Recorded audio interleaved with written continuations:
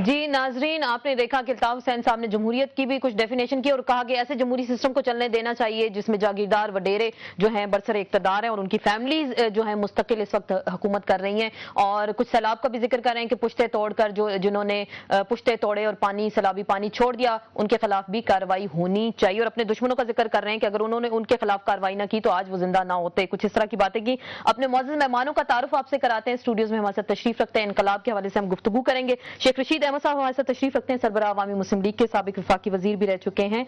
आपको वेलकम कहते हैं। अभी थोड़ी देर में हमें ज्वाइन करेंगे आसमा अरबाब आलमगीर साहिबा, मुशीर हैं वज़ीर आज़म की सैफरन पे। कराची स्टूडियो से हमें ज्वाइन करेंगे। कराची से वसीम अख्तर साहब सीनियर रहनुमा है, MQM के रुकन कौमी असम्बली भी हैं, आपको वेलकम कहते हैं। शेख साहब, गुफ्तगू का आगाज आपसे करते हैं। आपने इल्ताफ हुसैन साहब की स्टेटमेंट सुनी और जमहूरियत का वो जिक्र कर रहे हैं। ऐसी जमहूरियत को चलने नहीं देना चाहिए जिसमें वडेरे जागीरदार सब लोग हुक्मरानी कर रहे हैं। इनकलाब की बात भी कर रहे हैं, अपने दुश्मनों का जिक्र भी कर रहे हैं, पुश्ते भी जिन्होंने तोड़े उनके खिलाफ कार्रवाई होनी चाहिए। हुकूमत में भी मौजूद है इल्ताफ हुसैन साहब और वो हुकूमत के खिलाफ इस वक्त बात करें। आपको क्या लग रहा है, क्या वाकई कुछ तब्दीली होने जा रही है? देखें, कौम सारी की तो ख्वाहिश है कि ये तब्दीली हो, इन लोगों से जान छुट जाए। यानी हर जिस आदमी से आप बात करें वो कहेगा कि जो मर्जी निज़ाम लाओ, ये चोरों लुटेरों और खबागिरों का निज़ाम ख़त्म होना चाहिए, सूबों में भी और मरकज़ में भी। और साबित हो गया इस सैलाब में कि दे आर नॉट कॉम्पिटेंट। इनके पास कोई मास्टर प्लान नहीं है, इनके पास कोई स्ट्रेटजी नहीं है, इनका कोई होमवर्क नहीं है। फोटो सेशन है क्योंकि चैनल काफ़ी हैं और उसमें अपनी ये बात बता रहे हैं कि ये खिदमत, क्योंकि सैलाब के बाद जो सैलाब होगा, जब ये लोग डिस्टेबल जो लोग हुए हैं, जो लोग अब कच्चे में ज़मीन लेने जाएंगे, जागीरदार उनको नहीं देगा। एक बात तो इल्ताफ हुसैन साहब ने उस वक्त की है कि जब इनके खिलाफ रिएक्शन होना है फ्यूडल्स के, जनूबी पंजाब में भी होना है, सिंध में भी होना है। सही। लेकिन जो बात यह है कि क्या ये इनकलाब एक खाना जंगी का इनकलाब होगा? देखें, हम साम्राज्य भी हों और इनकलाबी भी हों, ये मुमकिन नहीं है। सो इनकलाब की थॉट क्या होगी? अगर आप सारी कौम को कहा जा रहा है फ्रेंच रेवोल्यूशन मैंने जो पढ़ा है वो तो फिर इन सब लोगों की गर्दनें लेगा। तो महलों से निकाल के उन्होंने मारा था ना, सबको उल्टा लटकाया वो तो जो थर्ड पार्टी थी, वो उसके इनकलाब के बच्चे भी उसमें मारे गए थे। सो ایک ایسا ماحول جس میں غریب کو جینے کا، پہلے تو آپ ان جاگیرداروں سے زمین کا ٹیکس تو وصول نہیں کر سکے جی، دیکھیں آپ یہ عشر تک تو یہ دیتے نہیں ہیں. اگر اس نیٹ میں کوئی پارٹی آج تک، میں سب دوروں کو کہتا ہوں، حالانکہ پھر یہ کہتے ہیں یہ صوبے کا مسئلہ ہے، اگر ہمارے ریونیو میں فیلڈ کی زمین کی زرعی لگان آ جائے اور اس میں ہمارا عشر آ جائے، اس میں ان کا ٹیکس آ جائے، زرعی ٹیکس آ جائے، بڑی بڑی فصل ہوتی ہے، 2-2 4-4 5-5 کروڑ کی ایک کی فصل ہوتی ہے، اور کیٹی کے جو 8-8 لاکھ کا یا 4-4 ہزار کا یا 5-5 ہزار ایکڑ کا جو فارم ہے وہ اس میں آتے ہیں. یہ ختم ہو، کوئی حرج نہیں ہے. لیکن سسٹم کی جب آپ بات کرتے ہیں، میں دیانتداری سے یہ سمجھتا ہوں کہ یہ بہت ہی نازک وقت ہے اس ملک کا. یہ اس گورنمنٹ کی ایک خوش قسمتی ہے کہ سب لوگ نفرت کرنے کے باوجود یہ چاہتے ہیں کہ یار یہ چلیں، سسٹم چلتا رہنا چاہیے. چور ہیں، لٹیرے ہیں، جو کچھ بھی ہیں، لیکن یہ ان سے وصول کر لیں گے. اب جو الیکشن آئے گا یہ بہت تبدیلی لائے گا اگر یہ جلد، لیکن یہ مہینوں میں اگر یہ لوگوں کو سیٹل نہیں کرتے. دیکھیں مارشاء اللہ آنا جو ہے، مارشاء اللہ کے سارے نتائج، ایک مارشاء اللہ میں بھی رہا ہوں، تھوڑے دیر میں جوائن کیا اسے میں نے، لیکن اگر آپ ان کی کیبنٹیں دیکھیں، خود ایوب خان پہلے مارشاء اللہ کے ڈیفنس منسٹر جو تھے وہ منسٹر تھے، لیکن انہوں نے اس کو ٹیک اوور کیا. اس میں کون کون لوگ تھے آپ کے سامنے؟ ایون فضل اللہ جیسے اور صبور خان جیسے اور فضل القادر جیسے. پھر دوسرے مارشاء اللہ میں آپ دیکھیں کیا نام تھے، ایوب خان میں ذوالفقار علی بھٹو جیسے منسٹر تھے، سب نام تھے اس میں. پھر اس کے بعد شامل رہے نا، میں تو آخری ٹیل میں شامل ہوا. سو اب جب ضیاء الحق آیا اس میں نواز شریف صاحب شامل تھے، اس میں آپ ساری کیبنٹ دیکھ لیں کون لوگ شامل تھے، مشرف صاحب آئے، ہم لوگ شامل تھے. لیکن اب یہ میرا خیال ہے کہ اگر جو اس وقت 5 سپر سٹار جو چل رہے ہیں، 5 مین جو سٹریمز ہمارے پولز ہیں، وہ یہ کہہ رہے ہیں کہ یہ سارے تجربے ناکام. اور فوج کا دیکھیں، اگر آپ یہ ایکسپیکٹ کر رہے ہیں، فوج سوات میں مصروف ہے، اس کو ابھی انتظامی چارج فوج سے واپس نہیں لیا گیا. یہ اس حکومت کی سب سے بڑی نااہلی ہے کہ فوج نے وہاں پیس کر دی ہے، پولیس یا لیوی یا جو ایف سی یہ چارج نہیں لے رہی. فوج نے امن کر دیا ہے جنوبی وزیرستان میں، وہاں سے چارج نہیں لے رہی، فوج سیلاب میں ہے. فوج کو اگر مزید کسی حالات سے نمٹنا پڑتا ہے تو پھر کیا بنے گا؟ اور پھر ایک ایسے سیاستدان ہیں جو کہتے ہیں جی کٹ لگاؤ ان پہ ان کے اخراجات کم کیے جائیں. لیکن الطاف حسین صاحب نے آج ڈیفائن بھی کر دیا، ڈیفینیشن بھی دے دی محب وطن جرنیلوں کی کہ جو دیکھیں جرنیل سارے محب وطن ہیں. دیکھیں آپ یہ کہیں، دیکھیں پاکستان کیا صفائی سے لے کے جرنیل کو چھوڑیں، پرویز مشرف محب وطن. میں سمجھتا ہوں اس ملک میں کوئی جرنیل جو ہے ملک دشمن نہیں تھا، نااہل ہوا، ناکام ہوا، رسوا ہوا، اس کو لوگوں نے ریجیکٹ کیا، وہ غیر آئینی تھا، وہ ڈکٹیٹر تھا، آل رائٹ. لیکن میں نہیں سمجھتا کہ اس ملک میں کوئی جرنیل جو ہے یا کوئی سپاہی، ایون لاسٹ نائٹ، ایون حولدار، ایون ایک چھابڑی والا، ریڑی والا، ٹیکسی والا، فوج صرف محب وطن جو ہے میں سمجھتا ہوں کہ ساری پاک فوج محب وطن ہے.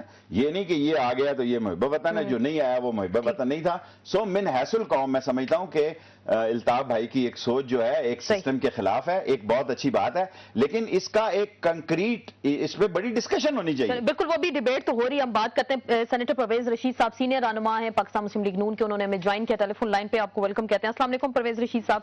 وعلیکم السلام. شیخ رشید صاحب کو بھی خدمت میں میرا بھی سلام ہو جی پرویز صاحب. وعلیکم السلام کہہ رہے ہیں آپ کو.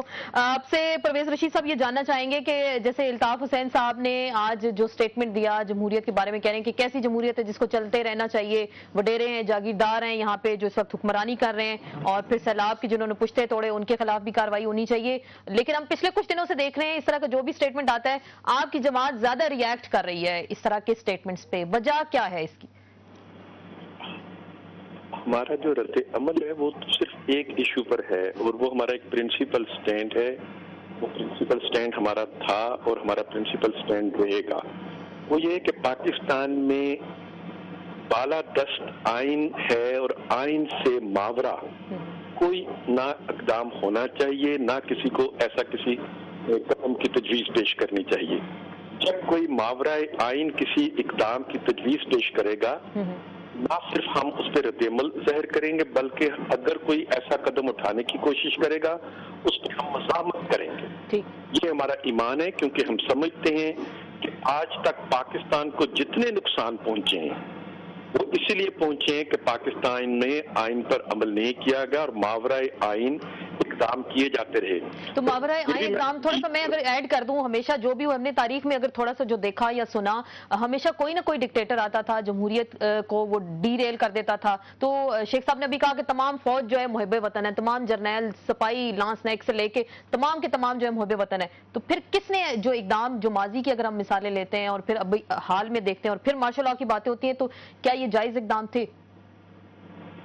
مجھے دوبارہ کہیے, مجھے آپ کی بات کی سمجھ نہیں آئی, آپ کیا پوچھنا چاہ رہے ہیں؟ میں یہ پوچھنا چاہ رہی تھی ماضی کی اگر ہم بات کر رہے ہیں, جیسے کہ ہم نے دیکھا مختلف ڈکٹیٹر آتے ہیں, فوجی آتے ہیں, ملک پہ حکمرانی کرتے ہیں, ماورائے آئین اقدام تو ہمیشہ ہم نے دیکھا کہ ڈکٹیٹرز کی جانب سے سامنے آتے تھے. دیکھیے, ماورائے آئین اقدام جنہوں نے کیے, اس بحث میں جائے بغیر ان کی حکم ورزی کو کسی کو چیلنج کرتا تو میں اچھا نہیں لگتا, اور میں فتویٰ بھی نہیں دینا چاہتا. میں فتویٰ دینے کے اہل ہوں, مجھے کوئی حق حاصل نہیں کہ میں کسی پہ کو فتویٰ دوں. لیکن یہ ماورائے آئین جو اقدام ہمارے ملک میں ہوئے, انہوں نے ہمیں کس چیز سے محروم کیا؟ کیا ہمارا ملک دو لخت ہوا یا نہیں ہوا؟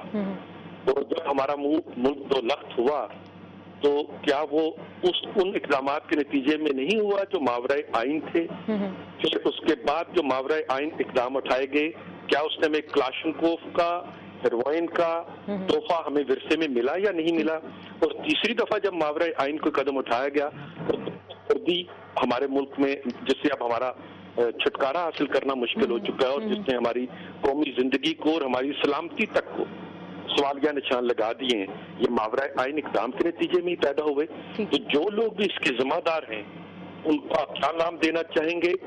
یہ تو میں ان کو نام نہیں دوں گا, لیکن پوری قوم کو حق حاصل ہے کہ انہیں جو بھی نام دینا چاہے دے سکتی ہے. ٹھیک, ہمارے ساتھ کراچی سے موجود ہیں وسیم اختر صاحب, سینئر رہنما ایم کیو ایم کے رکن قومی اسمبلی بھی ہیں. السلام علیکم وسیم صاحب. آج پھر الطاف حسین صاحب نے ایک دھواں تقریر کی, اور جس کا ہم بار بار ذکر کر رہے ہیں, انقلاب کی بات بھی کر رہے ہیں, عوام تو پریشان بہرحال میں نظر آ رہے ہیں, سیلاب کا بھی وہ ذکر کر رہے ہیں. اور وہ ایک تو بات انہوں نے جو آج کی کہ جمہوریت, ایسی جمہوریت کو چلتے نہیں رہنا چاہیے جو وڈیرے جاگیردار ہیں. آپ تو اس وقت حکومت کا حصہ بھی ہیں, کولیشن پارٹنر بھی ہیں, تو کیا پھر آپ نے کوئی پروگرام بنا لیا کہ آپ حکومت سے علیحدہ ہونے جا رہے ہیں اس وقت؟ دیکھیں, میں سمجھتا ہوں زور اس بات پہ دینا چاہیے جو اصل ایشو ہے. ایم کیو ایم متحدہ کا حکومت میں رہنا نہ رہنا ان ایشوز سے کوئی تعلق رکھتا نہیں. اگر متحدہ حکومت سے علیحدہ بھی ہو جائے تو کیا یہ مسائل حل ہو جائیں گے؟ کیا یہ پارلیمنٹ میں جو کرپٹ پولیٹیشنز اور کرپٹ وڈیرے جاگیردار نو دولتی بیٹھے ہیں, یہ ٹھیک ہو جائیں گے؟ ایسا نہیں ہے. یہ 62 سال سے جمہوریت کو استعمال کر رہے ہیں, عوام کو بیوقوف بنا رہے ہیں, آج بھی وہی کر رہے ہیں. جو الطاف بھائی کا سٹیٹمنٹ ہے اس کو آپ اس تناظر میں دیکھیں کہ اگر محب وطن جرنیل ہو یا سیاستدان ہو, آج جو علاقے سیلاب میں ڈوبے ہوئے ہیں, کیا یہ سیاسی لیڈران ان کے ساتھ کھڑے ہیں؟ کیا یہ وہاں موجود ہیں M N A M P as ان کے ساتھ ان کے دکھ درد میں؟ موجود ہونا تو کجا, انہوں نے تو وہ علاقے ڈبوئے ہیں اپنے فارم ہاؤس, اپنی جاگیریں بچانے کے لیے. تو اب اس موقع پہ میں آپ سے سوال کرتا ہوں کہ کس کی طرف دیکھا جائے؟ اصل جو ڈیموکریسی کی باتیں کر رہے ہیں, جو جمہوریت کے چیمپئن بن رہے ہیں, آج جمہوریت ہے. صحافیوں کے ساتھ کیا ہو رہا ہے آپ کے سامنے نہیں ہے؟ بال کاٹ کے, اس کے بھویں کاٹ کے, اس کو الٹا ٹانگا ننگا کیا اسے, یہ جمہوریت ہے؟ تو ایسے موقع پہ کس کو آواز دی جائے گی؟ جو مائی باپ ہے اس ملک کا, اسی کو آواز دی جائے گی بھائی, کہ ان عوام اس عوام میں بچایا جائے. اگر آپ پھر یہی ڈھونگ رچاتے رہیں گے اور انہی کرپٹ پولیٹیشنز کا ساتھ دیتے رہیں گے تو عوام تو پستے رہیں گے, ان کے اور 2-4 محل بن جائیں گے جو یہ اب موجود ہیں. لیکن میں آپ سے صرف یہ جاننا چاہ رہی ہوں, اس کا مطلب آپ حکومت پہ تنقید کر رہے ہیں اس وقت کھل کے, کیونکہ حکومت نے ساتھ نہیں دیا, سیلاب میں سے جو متاثرین جو لوگ ہیں کہ اس کو کہیں اینگلنگ نہ کریں. آج پورا ملک مشکل میں ہے. شیخ صاحب نے جو باتیں کی ان کی باتوں کو سمجھیں, انقلاب سامنے نظر آ رہا ہے, خونی انقلاب نظر آ رہا ہے. تو اس سے بچنے کے لیے اب بھی ہمیں ہوش کے ناخون لینے چاہیے, اور جو اصل ایشوز ہیں نا ان پہ آپ بھی ڈسکس کریں. دیکھو اصل ایشو پہ ہمارے, لیکن میں تو آپ سے یہ جاننا چاہ رہی ہوں نا کہ آپ بار بار تنقید کر رہے ہیں اس وقت حکومت پہ, بار بار کر رہے ہیں کہ وہ لوگ نظر نہیں آئے, حکومت نے کوئی خاص کام نہیں کیا. پیپلز پارٹی سے ہم جواب لیں, نظام پہ تنقید کر رہا ہوں. اس حکومت کو ہٹا کے کسی اور کو بھی لے آؤ تو وہی چہرے آئیں گے. تو پھر آپ اس حکومت سے علیحدہ ہو رہے ہیں؟ اور مجھے جب وقت پڑا, جب کوئی ایسا موقع آیا تو اگر علیحدہ ہونا پڑا تو متحدہ علیحدہ بھی ہو جائے گی, وہ بات نہیں ہے. میں بات کر رہا ہوں ایشو کو ریزولو کرنے کی. میرے حکومت میں رہنے نہ رہنے سے کوئی فرق نہیں پڑتا. ٹھیک, वसीम अख्तर साहब, हम ब्रेक लेंगे, हमें ब्रेक के बाद अभी ज्वाइन करिए आसमा और बाबा आलमगीर साहिबा, और इस गुफ्तगू के सिलसिले को जारी रखेंगे। करप्ट पॉलिटिशियंस और हुकूमत पे खासी तनकीद कर रहे हैं और हुकूमत से जवाब लेने की कोशिश करेंगे कि सैलाब के बाद, जैसे शेख साहब ने कहा था, एक और सैलाब आएगा, खाना जंगी की तरफ हम जा रहे हैं या नहीं, इसी पे बात करेंगे, लेकिन एक ब्रेक के बाद।